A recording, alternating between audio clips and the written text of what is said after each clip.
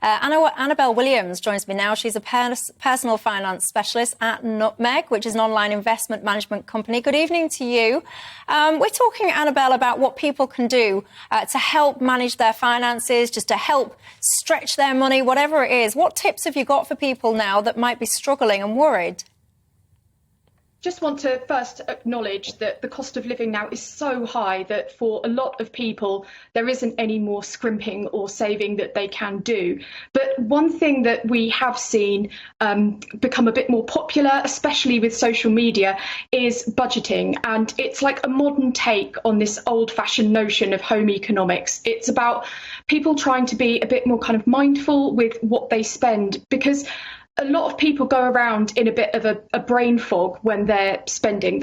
You know how much you earn and you generally know what things cost.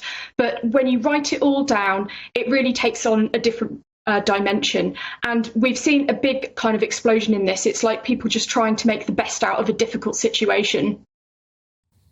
But because people are very afraid, aren't they? You say budgeting as a tool and all the rest of it.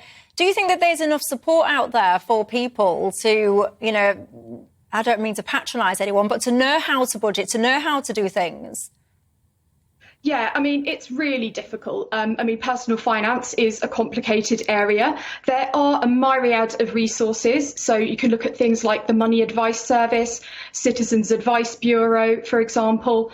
There are free resources, but it's also a question of kind of having the time and also not feeling daunted about tackling these things. So one other thing that people can do is look at see if they are claiming all of the benefits that they are entitled to. So we know that there are around 15 billion of unclaimed means tested benefits. And whilst it can feel like a palaver to kind of put yourself through the whole rigmarole of applying, and often the rules are complicated, right now every little helps. A couple of months ago, the Prime Minister said that there were 1.3 million people who are entitled to childcare support credits and they don't claim them. So that's something that people could look into.